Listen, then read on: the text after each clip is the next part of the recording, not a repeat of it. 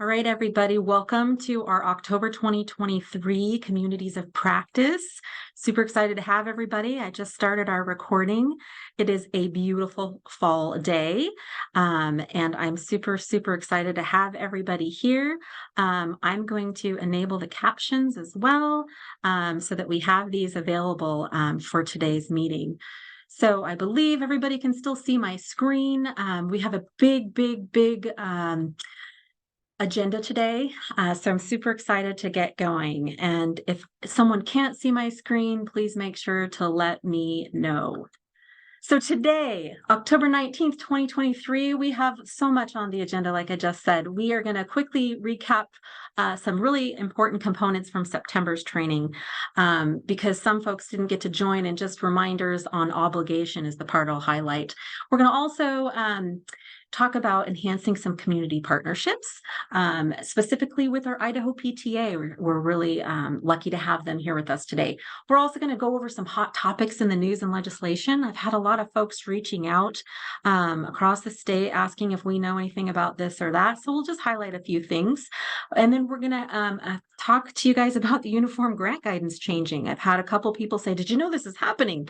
In fact, we do.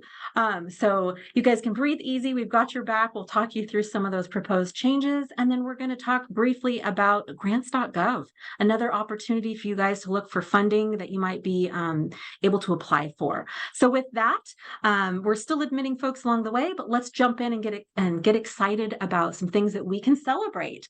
So I want to take more time on these communities of practice to shout out something amazing that happened either for yourself or somebody else, because we want to recognize each other.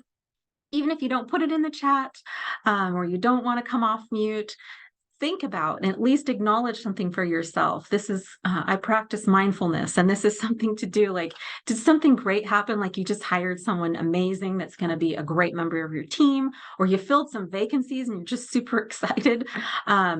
Maybe you learned something new. Maybe you figured out that Excel formula that's been stuck forever, whatever it might be. You fixed your spreadsheet, whatever it might be, something that you can celebrate. So if you have something you want to chime in on the chat, you just finished your audit, whatever it was, you did really great on a test, whatever it was, take some time to have a shout out and just recognize that for yourself.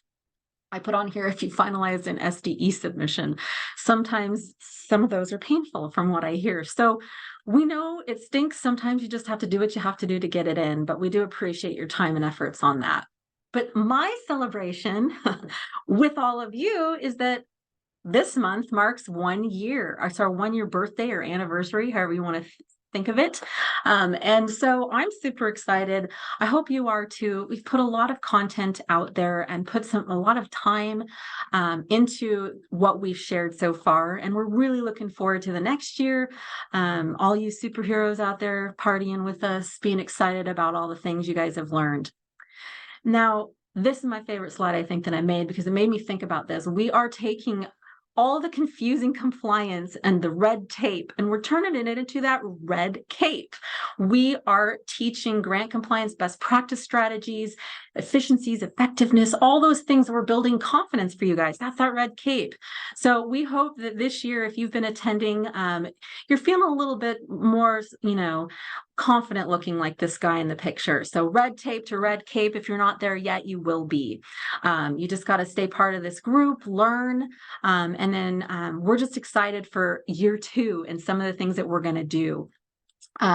So in our year 2, with some of our goals, we want to have more LEA perspectives. We did have some shared in the first year, but we really want to get into more user groups, breakout rooms. Let's talk more about our perspectives.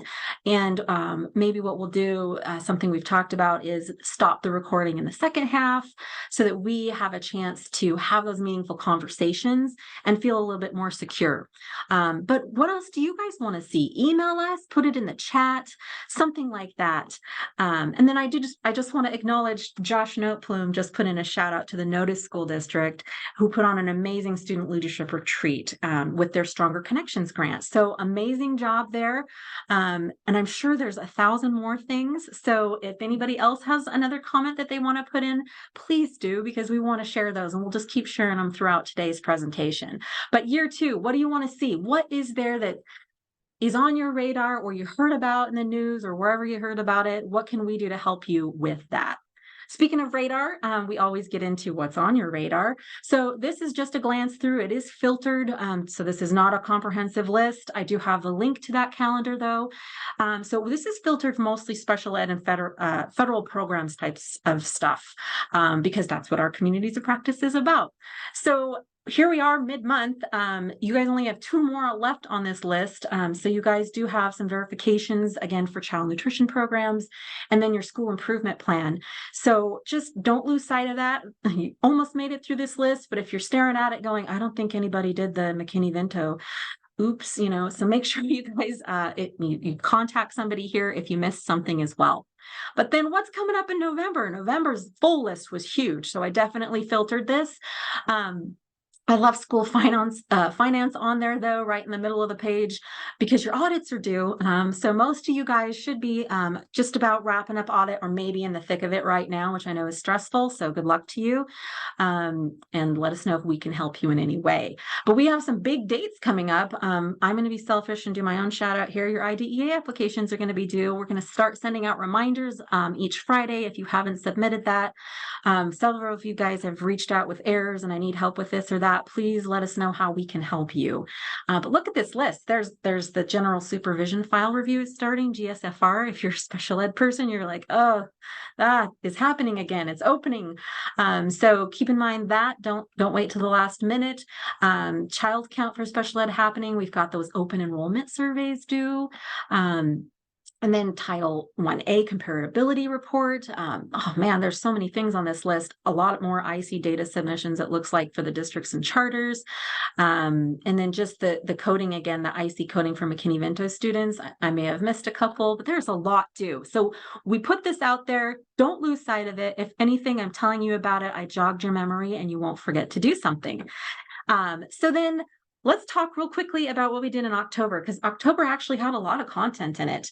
We first talked about a lot of the grants that were ending, and most of them were special ed. So there's just a lot of them. And then there was a couple of the ESEA. So if you see the date 9/30 and you're like, oh no, hopefully you've got things obligated by September 30th, but we give that period of closeout so that you have that time to pay those final invoices for work performed probably before 9/30, September 30th. So with that, let's talk about that obligation. Obligation is the thing that confuses people because there's different components of it based on if you're an employee, if it was a contracted service. So there's different components you have to be able to think about. We talked in depth about this last month, about when that binding commitment takes place. And this is the slide to post on your wall if you're confused about that, because it talks about personal services by an employee is when it's performed. That's when it's obligated. If you have a contract and you have committed to paying this expense, even if the work didn't happen till after the closeout period, you still are committed to it. You're in contract. So there's some differences there. And we are working on a quick guide. Israel is making those for you guys, and we will have a lot more of those to post pretty soon for you guys so that you don't have to weed through 15 PowerPoints to find this one slide. All right, then we talked about communication and engagement. And really, what does this do for us? It helps us be more engaged and responsive, and then more empowered. We got to be on the same page. So make sure that you guys think about that. The one I always bring up is Medicaid, and the business office is like, what is happening with this? I'm running blind. I don't know what's happening. Make sure that you're talking between business office and programs. Programs are the ones out on the streets running the program. They know what's happening, so they can give the details and the timeline. So don't lose sight of that. We talked about single audits. Possibly did the pandemic funding, if you actually spent more, did that throw you into a single audit and you never had one? If you met that $750,000 threshold, that might have happened for you, because we saw a lot more expenditures coming through last year than we did those first couple years on some of those pandemic grants. We'll talk about this a little bit later. The single audit threshold is going to change too. But for now, it was $750,000. And then really, what can you do to enhance your audit outcomes? Well, you guys can organize yourself, and really, I always say believing in your staff. So make sure you know what's happening and then let them take that moment. Let them shine. Put your best work forward. All right. So now we are going to get into this month's content, which is creating community partnerships, something we're always looking to enhance for educational student outcomes. And we're going to do that today by inviting the PTA. So we always get back to that comment, it takes a village. It truly does take a village. And we want to be able to enhance our educational outcomes. We want to be able to think outside the box, develop those strong community partnerships and collaboratives. So if you ever get stuck thinking, well, how can I do a better job at this? Well, we are super lucky today. We have our Idaho PTA president here, and I want to welcome the president, Alexis Morgan. She's here today to talk about enhancing those community collaborations. So I'm going to give her the reins now. I'm going to go on mute, and let's all give a big welcome to Alexis Morgan. Hey, Lisa, thanks so much for the welcome. Good morning, education leaders. So grateful for you and so grateful to have the opportunity to be here today. So one of the things that I was thinking about was like the why behind Idaho PTA, but also the why behind communities. Why does this matter? So there was a recent study done by an economist who's a professor at Harvard University, and they determined that 25% of a child's success is based on where they live. So we're talking about the neighborhood. This is our community school. And so that component has to do with the school relationship, has to do with neighborhoods relationship, and also has to do with the parents and families of the kids who are going to our schools.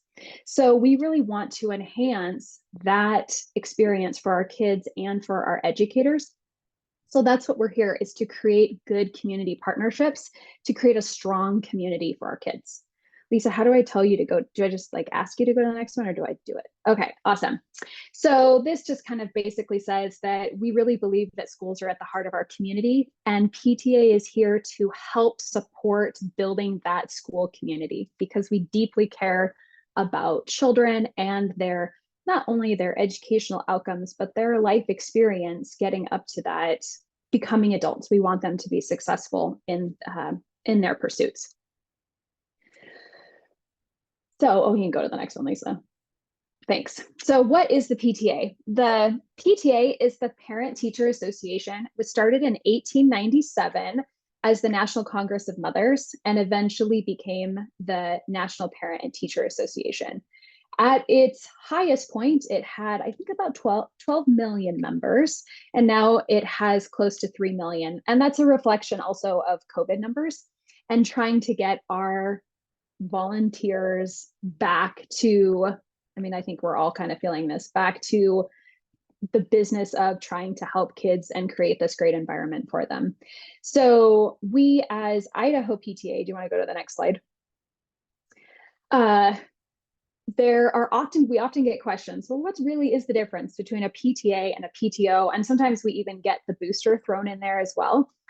Ultimately, all three of those organizations are volunteers who deeply care about their school community, and they just go about it in different ways. So we just have a different history. So for example, the Idaho PTA, which actually, it was originally the Idaho Congress of Mothers, started in 1905 in Idaho. So we are the oldest child advocacy group in the state of Idaho. And then we became and we've always been affiliated with National PTA. PTO, which is a parent-teacher organization, was originally started by an individual prior to 1999, but it was a little bit hard to pull up that date. But in 1999, a magazine was created, and the PTO is a for-profit entity, whereas the PTA is a nonprofit entity. And PTOs can be nonprofits in their local schools. That's just an important distinction to make. But the entity itself that owns PTO is a for-profit.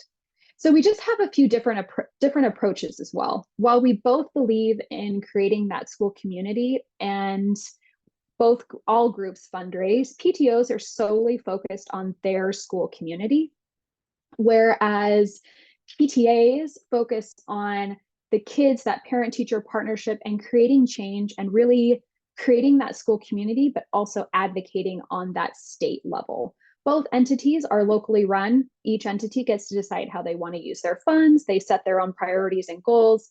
But the PTA, Idaho PTA specifically, is organized in a network. So we have our local boards, then we have a regional support, we have the state board, which is what I serve on, and then there's also that national support. So there's much more of that structure that goes all the way up. And then our national PTA is advocating and getting different grants and funding for those local units, and they're talking with those national legislators. Go to the next slide, Lisa. So, by the way, if you ever have any questions, please just go ahead and throw it into the chat, and I'm happy to answer them. It is a lot of information. So we are officially known as the Idaho Congress of Parents and Teachers. It's just really short to say Idaho PTA. So this slide shares just kind of a specific of what you get with Idaho PTA and what we offer on that local and state and even that national level. So all of our units are nonprofits. They all receive that status through our affiliation, whereas a PTO would have to go about creating that on their own if they want that nonprofit status.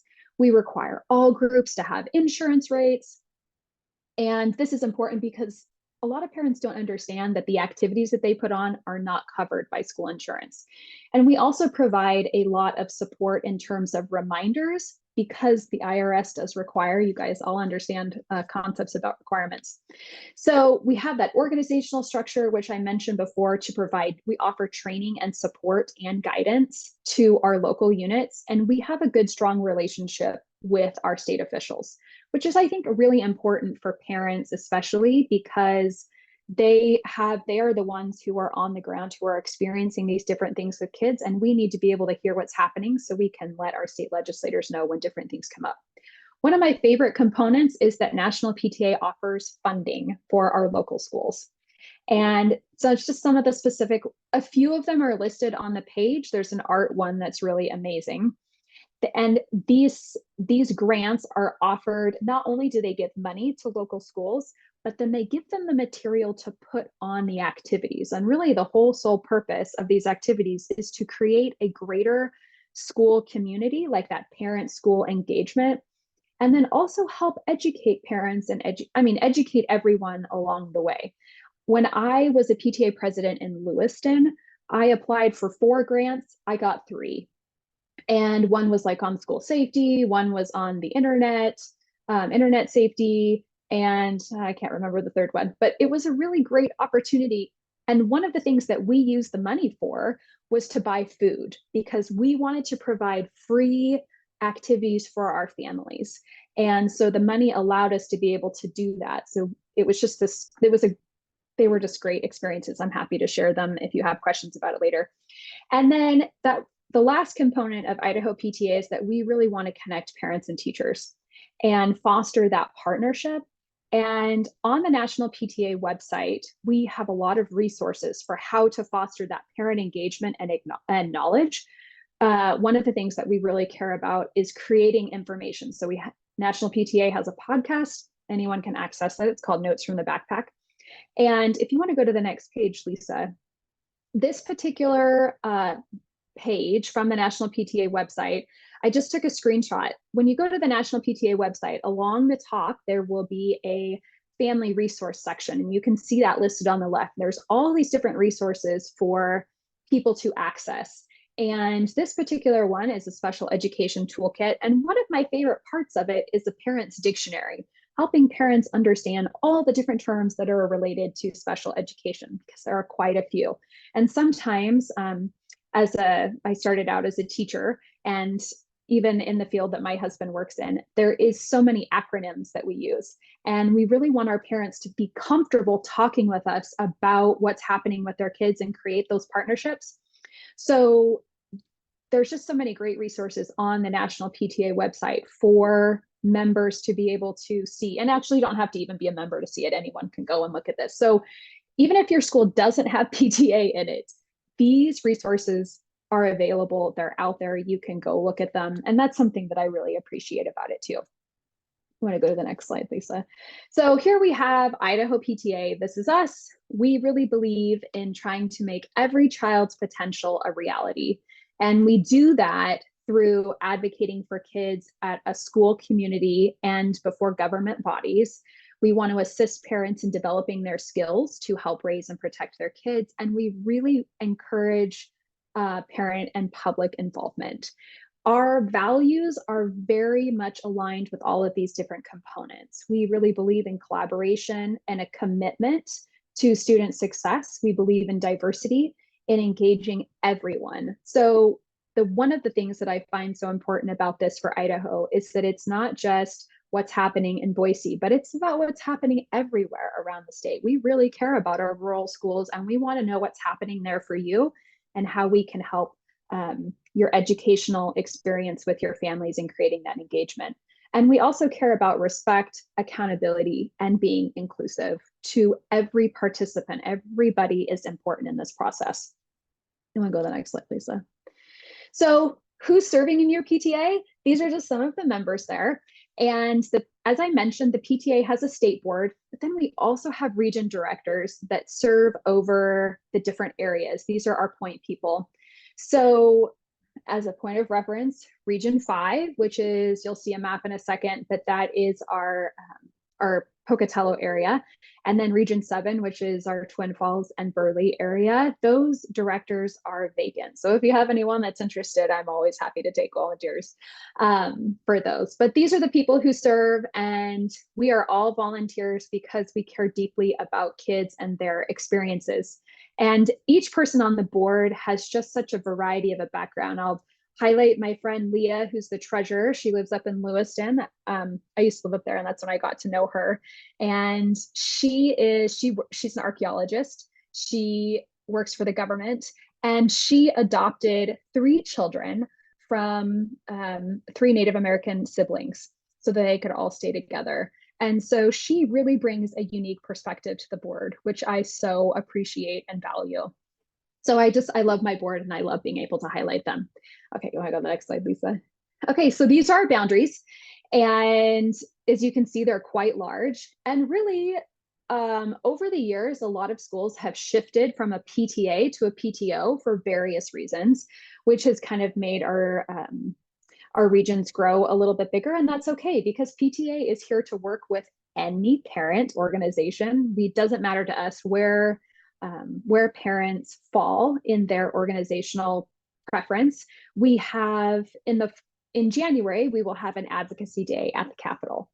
And I'm really excited about this because it's not just for PTA parents, it's for all parents to come to the Capitol and to interact with our legislators and let our legislators know that we are advocates for kids. So yeah, so those are the boundaries. Okay, you see, I go to the next one. Awesome. So how does Idaho PTA engage our community? Well, this picture right here is of an event that I went to for the West Ada Education Association, and I got to talk with educators about what's happening within their schools and how Idaho PTA can help create that partnership for them.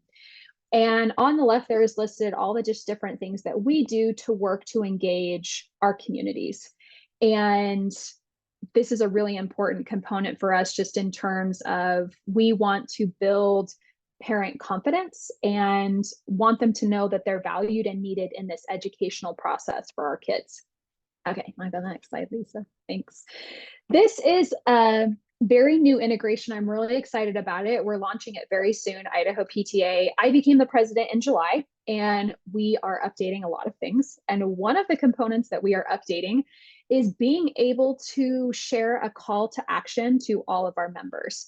So voter voice is an opportunity for Idaho PTA to be able to track and share bills that are happening during the legislative session, and an opportunity for us to be able to send an email to members, even in a specific geographic area, to say, hey, this is a bill that's coming up. This is going to impact you in this particular way. And it will allow our members to click very simply who they want to contact and help them generate an email if that's their preference, and send that off to that legislator. So it's a great service. It's going to be a great tool for our members to be able to contact their legislators right away, because so often when we say, hey, contact your legislator, I hear, I don't know what district I'm in, or I don't even know who's serving. So this is an opportunity for Idaho PTA to really boost up our advocacy component and reach our members in a really meaningful way. You want to go to the next slide, Lisa? So these are just two different grant funding. I had mentioned it earlier. If you don't follow Idaho PTA on Instagram or Facebook, I invite you to do so because we share about different programs that are happening that a lot of times are available to anyone. So on the right-hand side of the screen, you'll see the Green Lights Grant Initiative. And this was brought about by Matthew McConaughey, actually, and his nonprofit. And the purpose was to help districts nationwide access all of the dollars available for federal funding to create safer school environments and ensure well-being for their kids. Because basically, he said there's so much federal funding and schools don't necessarily know, maybe they don't have the capacity or the resources, or they're not very good some people aren't good grant writers. So they wanted to provide this to districts across the nation. And what's great about this Green Lights Grant Initiative are that if you contact them, they will help you write and fill out those grants. So that's a really great tool that we wanted to share. And then also Walmart Online gave $2 million to National PTA. And they said that every local PTA could be given a 1-year Walmart Business Plus membership, which would allow units to get resources to schools at a cheaper rate. And every PTA has an opportunity to be a part of that. So this is something that's awesome about National PTA, is that they are constantly having partnerships with different entities and then getting those dollars into our school districts. So I love that.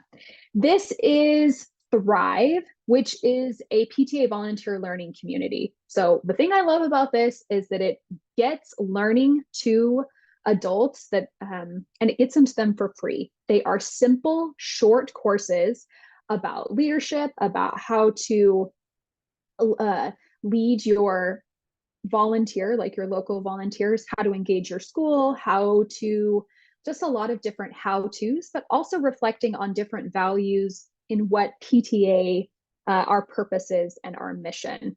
And I've gone through a couple of these, and I'm here to say that they are brief, they are simple to work through, but they are actually very informative. And these short courses are a great resource for our community.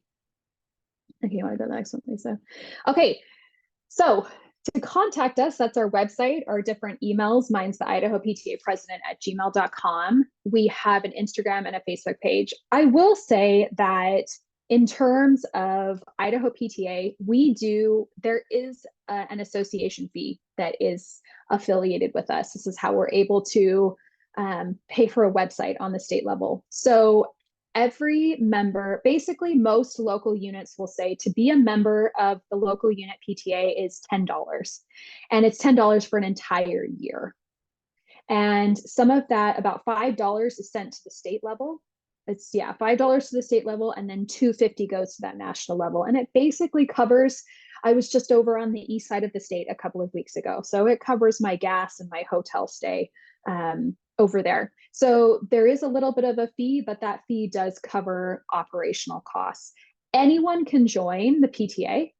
It's for everyone, and anyone can volunteer at a PTA event, regardless of if they're a member or not. That is a little bit of a confusing thing sometimes. So PTA cares about everyone, and we would love it if everyone said, yes, we care about kids. So you can join a local unit, and if you do not have a local unit, you are so welcome to join the state unit to say yes. When Alexis Morgan stands before the legislature, I want to be one of those 6,000 members that she is representing and saying, we care about kids, and this is the thing. I will say, I did want to share that we have some different legislative priorities this year, and one of our priorities is the special education in Idaho. So we've had a couple different things happen at a couple of local schools, and parents come to us and say, we really want you to advocate for special education this year. So I'm anticipating that during my tenure as board president, which is a 2-year tenure, we will really be focusing on special education. Want to go to the next slide, Lisa? I'm not only the president of Idaho PTA, but I also have a social media presence and I have a podcast. And this is something that I just care deeply about. I am a former school board member from the Lewiston School District, and I am pursuing education and understanding public policy and administration better. And so one of the things that I wanted to do was to provide a resource to parents, specifically community in general in Idaho, but it is also kind of a nationwide thing, to help them understand the education landscape and to foster a thriving school community. This is something that I've seen a lot. I have a lot of people come to me and say, I don't understand this. I don't know how to do this. How do you know about all these resources? I don't know how to help my kid through this process. So I decided to come up with a podcast, and I just felt like it was more than a podcast. I wanted a tool for change for people to really try to shape an inclusive, supportive, and thriving school community. So I just had a recent episode, and it just came out on Tuesday. It was about discover the influence of your vote on education, how to select the right school board members. And I've gotten a lot of good feedback on it, but basically it discusses why your vote matters, why school board members' role matter, and how you can pick a quality candidate. I don't actually tell anyone who to choose. For me, it's more about getting them the information to help them make informed decisions. If you're on Instagram, you can come find me at the.alexis.morgan. I really care about creating and fostering a school community and creating leaders within everyone, because I just think that that is a really important component. It's one of my values in life. So I acknowledge I just gave you a lot of information, and I really appreciate this opportunity to be here to tell you how Idaho PTA wants to be a partner in your school community. That's it. Hey, thank you. Thank you so much, Alexis, for being here and taking the time to share with us. And then we'll make sure on the slides and when we do the recap to make sure we've got her contact info. And just know that this is another example of folks in your community, whether or not they were in the PTA, do they have these other things going on where they're also doing collaborations within our school systems and ways that they want to help. They want to be that change. They want to make sure you have access to grant opportunities, breaking down the red tape and the jargon, access to resources, all those things. So thank you, Alexis. We really appreciate your time today. And with that, we're going to jump right into our next section, which is more fun things, hot topics, news, legislation. We're going to talk about Idaho and beyond. There's a lot going on at the national level, so we're just going to start with that. I'm already getting emails from some of you folks about questions about, hey, do you know how much money we're going to get this year? What's going on? What are you hearing on the federal level? Because this is our federal grants community, right? So anyway, we hear a lot of things, but right now, just a couple of little tidbits just to give you an idea of the super high 100,000-foot level kind of view. The House, the U.S. House, proposed a $12.1 billion reduction for education funding compared to the prior year. But the Senate, completely opposite. The Senate pretty much has asked for a pretty flat budget, which is still short of what Biden had asked for. Another couple things, the House had proposed eliminating a certain office of communication. They wanted to make changes or reductions to civil rights bills. These are all just things that they're proposing, things that you might hear buzzwords or articles about. Some of the Senate federal proposals was they wanted to advance more towards teacher development programs. You might have heard of the Teacher Quality Partnership programs or the Hawkins program to train minority elementary school teachers, things like that. Then there's also prioritization on some of the K-12 higher education pipelines through some of the initiatives like Gear Up. And that's a grant program that prepares students for post-secondary education. So I got a link to some more readings if you want. They mentioned many, many more. Some of the few House proposals that you may have heard of, there's a lot of people asking if we know anything about the title cuts that are being proposed. Yes, they are proposing. These are just proposals. And some of the reasoning behind that is that there was a lot of COVID money that still was unspent. These, again, just proposals, so nobody get too panicked. But we want to make make sure that we talk about these things so that you know that it's also on our radar. We know about them. We will be watching them.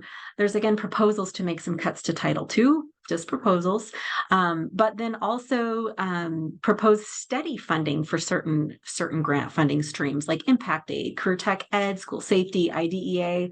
That's just a couple, maybe there was some slight proposed boost to charter school expansion. So all kinds of different things just in the proposal state. What's next? This is my crystal ball that kind of looks like a snow globe. But basically, what's next? What's happening? How do we know if anything's going to change? Well, really, we're in the midst of our continuing resolution that was adopted for 45 days. And that's where the Senate voted for this stopgap bill, right? So it goes through November 17th. So the government's still open, but the House needs a speaker. Nothing can happen until that happens. So we have proposed legislation, but right now we're not seeing any changes because there's no speaker. We need to get some things in a row there first, but we are aware of that. But what's happening in Idaho? Because that's where we are. There's a lot of things that are going to be happening here coming up in the next session. There's going to be a lot of seats on the ballot, clarifications, hopefully, to some open enrollment questions that we've had coming through to the state department here. And then we all know that there's, at least proposals for the school, state school funding formula changes. And many of you guys have probably read about that. And there's been some great work and committees there. And that's definitely a priority of Debbie Critchfield. So we are going to be watching for lots of different things. But I'm just curious if anyone wants to chime into the chat. What are you guys watching for? Is there anything you're watching for specifically you want help from us to be watching for, or from a certain angle?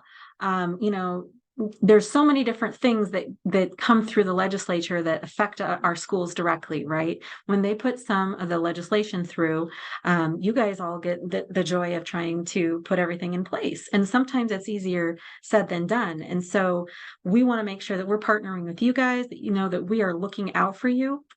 If anybody wants to put anything in the chat, feel free. Because I'm sure also aware of Idaho Launch is out. It's there, it's ready. And that again is to help with some in-demand services. And we need to make sure that we have people trained. So this is hopefully going to be helpful to a lot of students and open up opportunities for them to be able to start those careers. And then we have the Empowering Parent Program. That one's open too. We know that this is on your radar. Why is this important? Because we want you to know about this. We want you to know these things are out there. Hopefully you already do, because these are buzzwords. These are things you might be getting questions on from your local communities. And so just make sure that you are aware of them. Now, the biggest thing we wanted to train on today was about the uniform grant guidance. I had a couple of people ask me, did you know this was happening? Yes, in fact, there's going to be some change. If this is your head on the desk when you hear there's changes, I was just starting to understand it. Why are they changing it? Don't fear. There are changes coming. The Office of Management and Budget just wants to revise some sections. Some of their proposed revisions aren't too bad. I'll just tell you, I cherry picked through hundreds and hundreds of pages to give you an idea and a couple slides. But they have posted the notice for these changes. What does that mean to you? This is my face when I first heard what. I've got links in here that we'll send out to you guys, but they have to post public comment for 60 days, okay? And so this is pretty standard when they're going to make changes. So I've got all the information here. And then the December 2023 is when they'll have the final version. So there is an actual redlined version out there that you can look through and make public comments. You guys are our districts and our LEAs, and a lot of this stuff may impact you in one way or another. So we want to make sure you have the chance to know how to get to the comments if you want to make sure that you have a chance to have your voice heard. So why the change? There were changes in 2020. There's changes every couple of years, just so you guys know. But really what they're proposing is really supposed to be to reduce agency burden and the recipient burden. So a lot of times when they put these through, they're putting both policy changes and clarifications. Sound familiar? I mean, legislatures do this, Congress does this. Just so that everyone knows how to implement. What are the rules? What are the revisions? Some of it's update based, but really it's to improve the federal financial assistance management, transparency, oversight, all of those things. So it's more comprehensive and we can understand it. It's more accessible we want to make sure that it's a little easier. Now, who is proposing this? This again was that OMB, Office of Management and Budget. And this is that 2 CFR 200. That's what we're talking about mostly for the uniform grant guidance. They wanted to further clarify. They want it to be consistent and efficient for everyone to be able to understand. But why? Again, why? We did 2020 revisions was to help improve program goals and objectives, to be able to share some of the lessons learned, what didn't make sense, what did make sense. But it was more performance based. But these changes that we're talking about this year are a little bit more about plain language. Get rid of technical the jargon, really. We need to be able to read this and understand what it means so everybody can translate into meaningful adoption of policies and procedures. So how do we actually understand what they're asking us to do? Are we all interpreting it correctly? They want to take that technical jargon out so that it's less confusing and it's more cohesive. Again, it's under the authority here is, again, OMB, in case you really want to know. But really, they are tasked with issuing guidance for everybody that's, for efficient use of funds. So that's where this comes from. And then really we're more focused on the objectives. What are the objectives here? Really, we want to make sure, again, or they want to make sure, I should say, that we are incorporating all the requirements that are there. We reduce that burden. We don't want to be confused. We want to make sure it's clarified.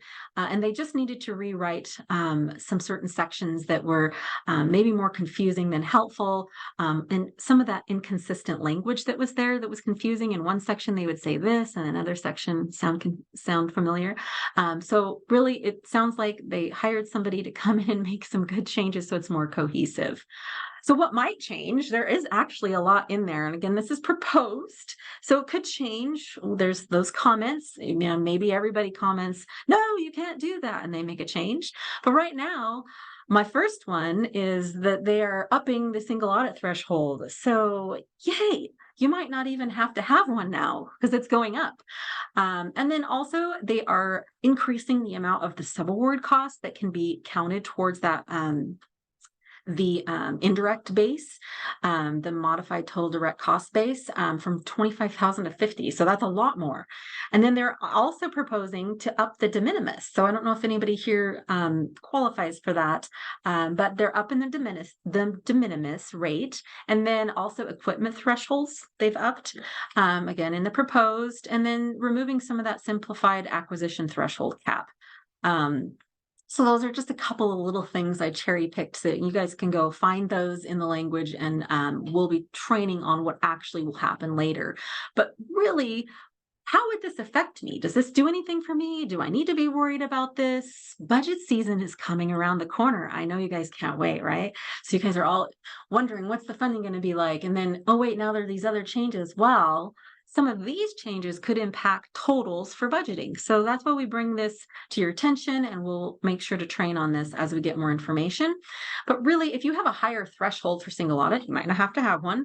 Higher purchasing equipment thresholds could make a difference in that indirect cost and your capitalization.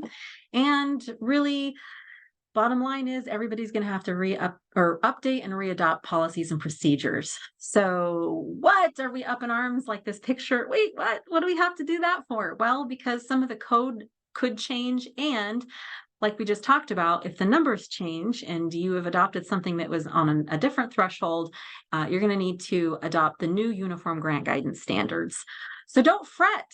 The State Department of Education is here to help you. We've got your back. We are attending trainings every opportunity that we can so that we can make sure to be able to help you guys understand the final actual adopted changes. And so before I get into the next section, that was a lot. I know I'm trying to be positive. Don't worry, we're going to help you. We will be putting on several trainings. We're going to get together as a team over here once everything is announced final for those changes. Because again, policies and procedures is a little confusing to some folks, and we want to make sure that we get those proposed changes into the final changes out to you guys, so you guys will have time to also get your things updated and on your board docket, so that you guys can have your board review. I know that there's stages and you have to get it on on the calendar early enough and all those different components. So we don't want it to be overwhelming. We're putting it on your radar as early as possible. But does anybody out there have questions, burning questions, concerns, things you want us to think about? We'll try and make it as comprehensive as we can. We are also developing some partnerships to hopefully make that easy for you guys to change and adopt those updated changes. So again, anybody out there, if you have questions, please reach out in between. But that's a lot of change coming. And there's hundreds of pages of red line that you can read through if you really want to, but we will be digesting that and helping you guys know what that is on a higher level as soon as we have the final.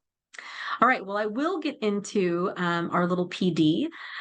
So Alexis earlier talked about grant opportunities, and one of those PTA offerings they had mentioned there was that Matthew McConaughey's his nonprofit that helps you guys fill out some of the grant applications that are confusing. Some of them are a little bit scarier than others, but one that you may have heard of but maybe never went into was Grants.gov. And that's probably one of the federal grant components that other nonprofit helps you with. So if you don't know what it is, we're going to just take a little view. I'm not going to take you to it, but it's something worth looking at. If you've never gone to grants.gov, you don't even have to have a login to search. There are so many things you can do. You can filter on keywords, opportunities, if it's posted now, if it's forecasted and coming soon. You can go by state. There's so many different things that you can do. And so in this case, I had just filtered for this screenshot on special education, but there's different grant opportunities that are posted, and it'll also show you, this is like a grid view that will show you the posted date, the closing date. But once you click into each of them, there's going to be a lot more information for you guys to see. So if you click on one, you'll have to have a login to actually apply, but you'll get kind of more of the package details. There's lots of related documents that you'll have to download and fill out. But really, it will give you some of the details. It'll tell you the assistance listing, and kind of the overview of what it is you'll be looking at. So again, once you get in here, there'll be a lot more information, but there's an eligibility and requirements page. And this is, I think, the best page to look at to see, hey, would we even be eligible for this? I just kind of want to scan through to see what we could even apply for. So it'll give you the purpose of the program, the agency name. This example here was from the Department of Education. You can actually search by department, National Science Foundation, Department of Ed, whatever you want to look for those funding components. And they talk about where to go access additional components. And this is just one screenshot. It went down way further than this, but it gets into the purpose of it if you want to read more about it. And then it'll tell you up at the top and you may not be able to apply because you might have to be a nonprofit, but there's actually a lot of opportunities for districts. And so if you have some of you guys have nonprofits that do grant partnerships with you. So this, even if you look at something and find something and want to then give that information to somebody else on your behalf to apply, there's a lot of charter stuff in here. I couldn't believe it when I was looking. But one thing I want to mention is you got to start, usually you can look at some of the grant opportunities, but to get into the weeds and see the full grant packages, you have to be able to have a login. So you can create a login. And then I have a little note here on the bottom, though, that, hey, don't forget to follow your LEA rules. So if you're a school attending today and you're wondering, can I do this as a school? You'll probably have to do it as the district level, but you could look for opportunities. And then if you have a grant writer or somebody at the district level, or you just want to reach out to some other administration and say, hey, is this something that we should bring up with somebody else to apply? I think we could benefit from this opportunity. But again, you need to follow your own rules for that, because there are some districts that have very stringent rules on who can apply for what and when. But buzzwords, this is what we talk about here. We're building community. Maybe you have somebody from the PTA, you're just like, hey, PTA, I think you guys should apply for this, or whatever it might be.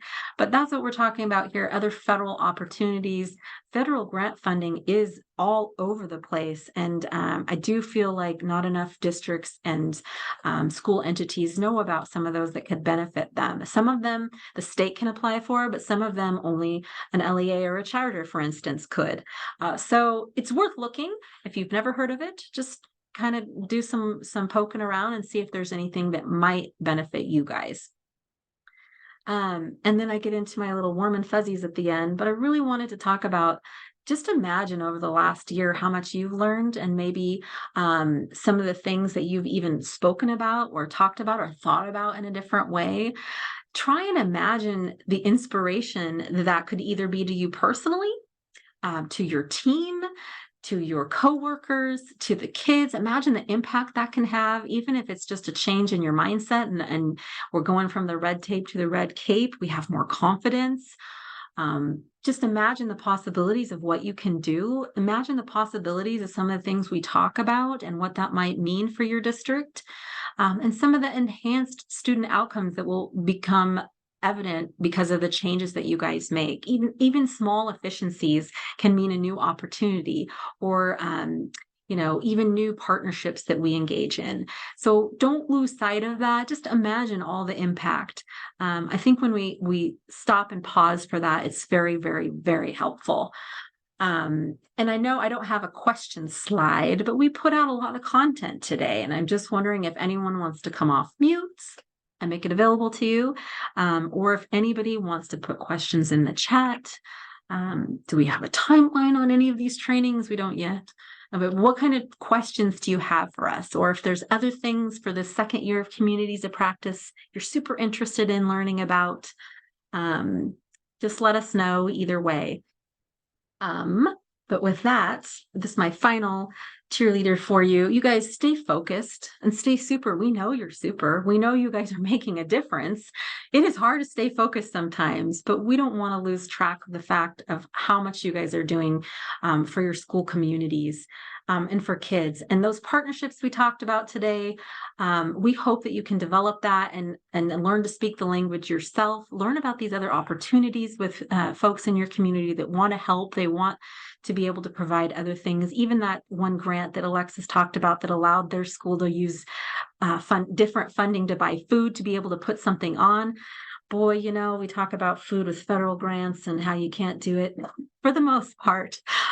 So maybe there's this other opportunity out there that will still allow you to do these other things that would be meaningful in your district.